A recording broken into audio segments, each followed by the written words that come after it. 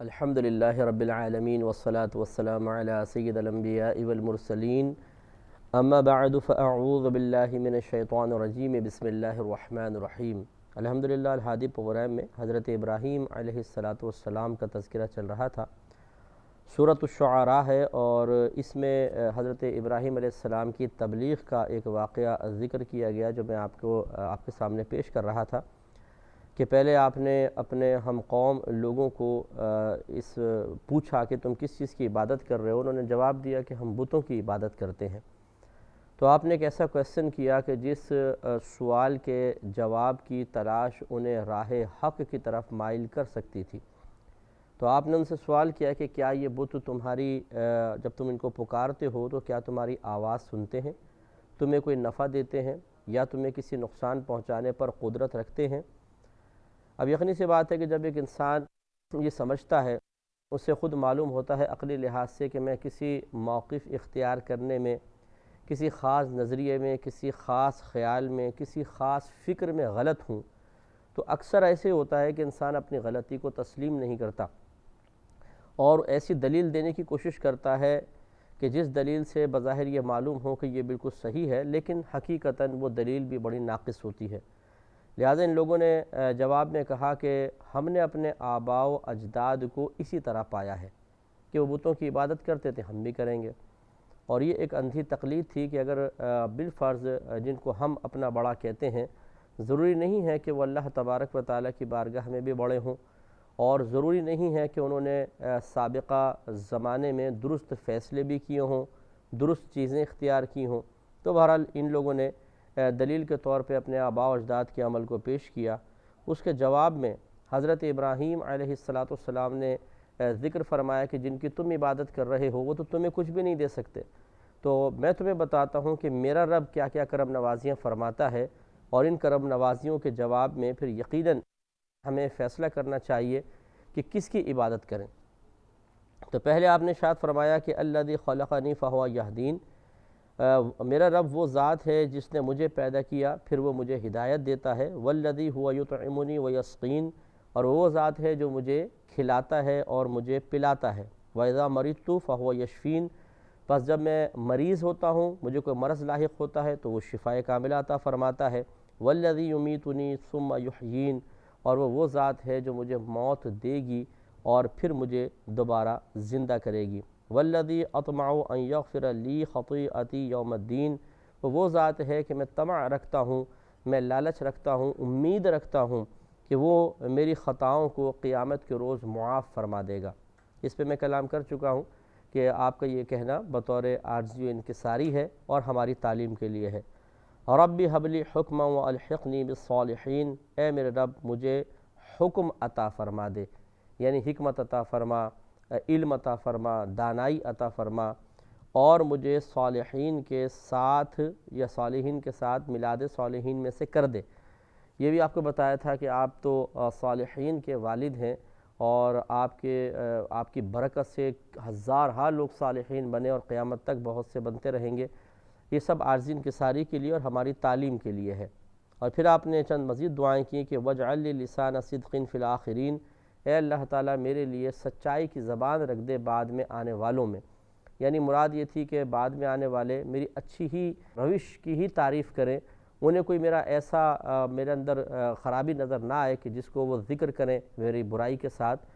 تو یہ ایک اصل میں دعا تھی کہ اللہ تعالیٰ مجھے ہر قسم کی آلائشوں سے پاک و صاف رکھ تاکہ بعد میں آنے والوں کو کوئی برائی نظر ہی نہ آئے، وہ اچھے الفاظ سے ہی میرا ذکر کریں۔ پھر آپ نے فرمایا کہ وَاجْعَلْنِي مِن وَرَثَةِ جَنَّةِ النَّعِيمِ، اور مجھے ان لوگوں میں سے کر دے جو چین و سکون کے باغات کے وارث ہیں۔ اس پہ میں آپ کو بتا رہا تھا کہ جنت کی تمنا کرنا کوئی بری چیز نہیں ہے، اگر کوئی جنت کے لیے عمل کرتا ہے تو اس میں بھی شرعاً کوئی حرج نہیں ہے۔ کثیر صحابہ کرام سے یہ نیتیں، اولیاء اعظام سے نیتیں ثابت ہیں اور یہ اخلاص کے منافی نہیں ہیں۔ ہاں، اس کی افضلیت اور اولویت میں کوئی انکار نہیں کر سکتا کہ جہنم کے ڈر سے قطع نظر اور جنت کی طلب سے قطع نظر صرف اور صرف اپنے اللہ تعالیٰ کی رضا کے لیے، رضائے الہی کے لیے عمل کرنا سب سے افضل ہے، اولا ہے۔ اس کی افضلیت، اولیت کوئی اس کا انکار نہیں کر سکتا۔ لیکن اگر کوئی بالفرض جنت کی تمنا رکھ کر عمل کرتا ہے کہ میں جنت میں داخل ہو جاؤں تو یہ کوئی غلط نہیں ہے۔ یہ بعض اوقات ایسا ہوتا ہے، جیسے ایک واقعہ ہے کہ حضرت رابعہ بصریہ رضی اللہ تعالی عنہا ایک مرتبہ ایک ہاتھ میں سیدھے ہاتھ میں پانی اور الٹے ہاتھ میں آگ کسی چیز میں لے کر جا رہی تھی۔ کسی نے پوچھا جی کہاں جا رہی ہیں؟ تو کہا کہ میں چاہتی ہوں کہ جنت کو جلا دوں اور دوزخ کو بجھا دوں۔ کسی نے کہا کیوں؟ کہا کہ اس لیے کہ لوگ ان دونوں کے لیے عمل کر رہے ہیں، حالانکہ اللہ کے لیے عمل کرنا چاہیے۔ تو مسئلہ یہ ہے کہ اس قسم کی چیزوں کو دلیل بنا کے بعض لوگ معاذ اللہ جنت کی تمنا کو تضحیکی انداز میں ذکر کرتے ہیں اور بولتے ہیں کہ یہ اخلاص کے منافی ہے۔ یہ وہ لوگ ہوتے ہیں جنہوں نے شریعت کو اچھی طرح سمجھا نہیں ہوتا۔ اسی طرح اکابرین کے معاملات کو بغیر تشریح کے سمجھنے کی کوشش کرتے ہیں تو خود بھی گمراہ ہوتے ہیں، دوسروں کو گمراہ کرتے ہیں۔ پہلی بات تو یہ کہ رابعہ بصریہ رضی اللہ تعالی عنہا اس وقت اپنی خاص حالت اور کیفیت میں نہیں تھی۔ ایک وجد کی سی کیفیت طاری تھی، ایک مدہوشی سی طاری تھی، جس کو آپ جذب کی کیفیت کہتے ہیں اصطلاح تصوف میں، کہ جس وقت انسان کو کامل ہوش نہیں ہوتا اور وہ خاص کیفیت میں خاص حالت میں ہوتا ہے، اور اس وقت اس کے زبان سے نکلنے والے کلمات ایسے ہوتے ہیں کہ جو مطلب خواص کے لیے صحیح بات ہے کہ ہوتے ہیں، وہ خواص والے ہی کلام ہوتا ہے، کیونکہ اس وقت ایک اللہ تعالیٰ کی طرف استغراق کا عجیب و غریب عالم ہوتا ہے۔ اس میں آپ نے اس طرح بات کہی، یہ نہیں ہے کہ عالم ہوش میں آپ نکل رہی تھیں اور لوگ دیکھ رہے تھے، مرد حضرات دیکھ رہے تھے اور وہ اللہ کی ولیہ بے پردہ لوگوں کے درمیان سے گزرتی جا رہی تھیں، وہ اللہ کی ولیہ تھیں، اور اللہ کی ولیہ غیر مردوں کے سامنے تو نہیں آئیں گی۔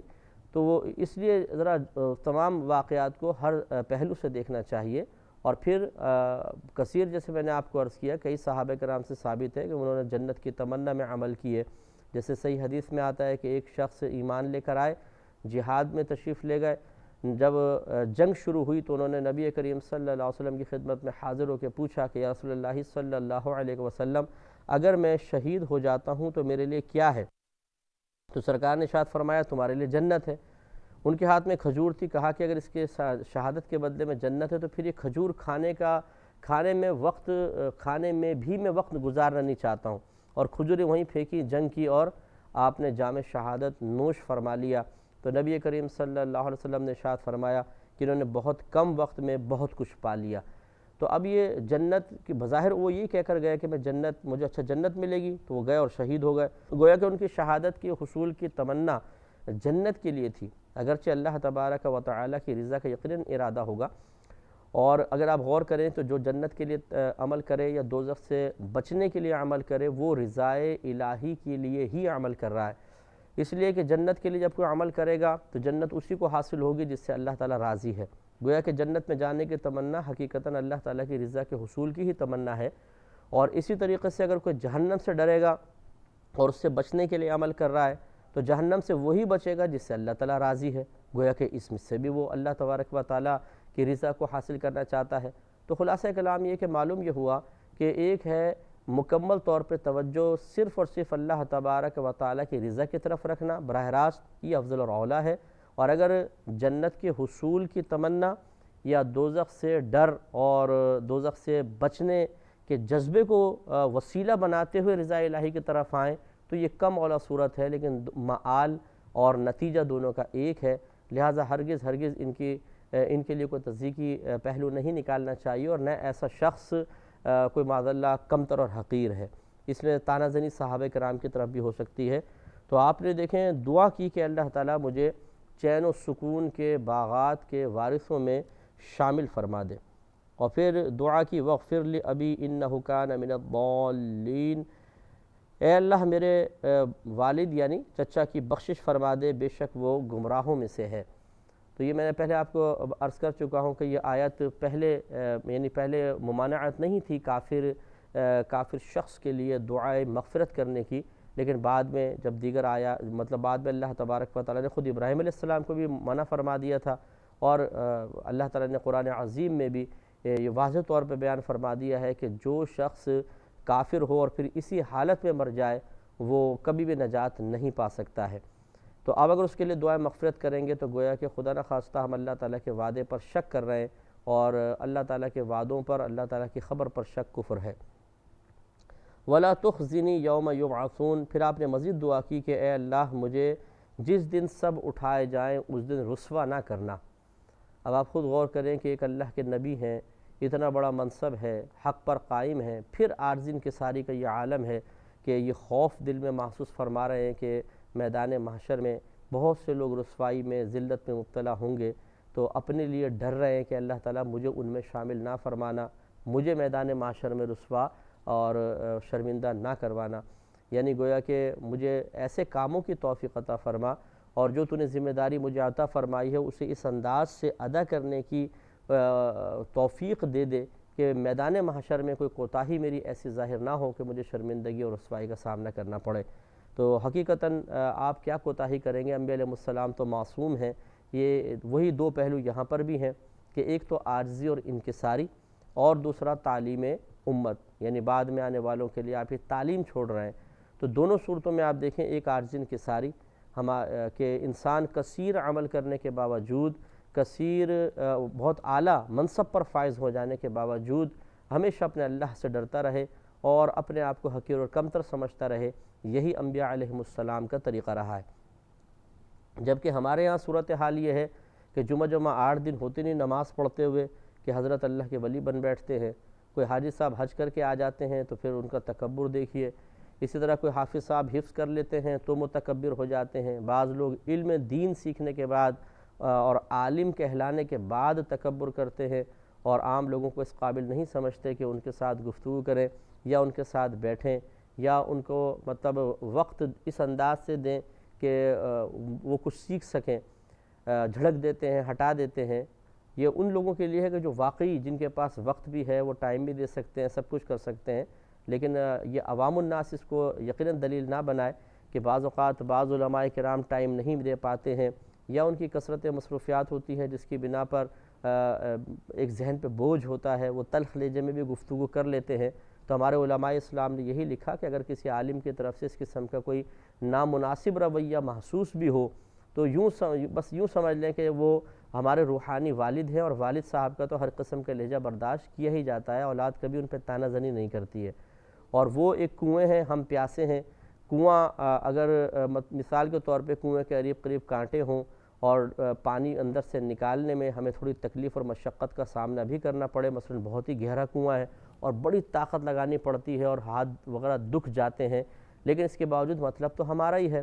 پانی نہیں ملے گا تو پیاسے مر جائیں گے۔ تو اس لیے اس قسم کے اگر کوئی ایسا علماء ہیں تو بہرحال ان کی تھوڑی بہت تلخی کو برداشت کرنا چاہیے اور ہرگز ان کی غیبت میں مبتلا نہیں ہونا چاہیے۔ یہ بہت بڑا گناہ کبیرہ ہے۔ عام مسلمان کی غیبت بھی گناہ کبیرہ ہے تو پھر آپ خود سوچئے کہ عالم دین کی غیبت کتنی بڑی ہوگی۔ تو یہ میں ضمناً احتیاطاً آپ کو تھوڑا سا میں نے گزارش کر دی ہے، ورنہ ہم گزارش کر رہے ہیں علماء کرام کی خدمت میں کہ بہرحال کوشش یہی ہونی چاہیے کہ اگر وقت ہے تو لوگوں کو وقت بھی دیں، ٹائم بھی دیں اور انہیں اس قابل سمجھیں کہ وہ ہم سے گفتگو کر سکیں۔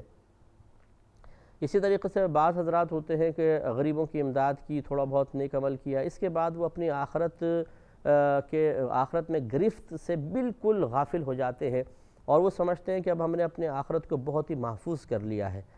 چنانچہ نماز پڑھنے والا، حج کر لینے والا، حافظ قرآن، عالم دین، اسی طرح لوگوں کو کھانے وغیرہ کھلانے والا، کچھ دیگیں پکا دیں خاص ایونٹس پر، اور بیواؤں کی امداد کرنے والا، بہت ہی کم ہم ایسے لوگوں کو ڈرتے ہوئے دیکھیں گے کہ وہ کبھی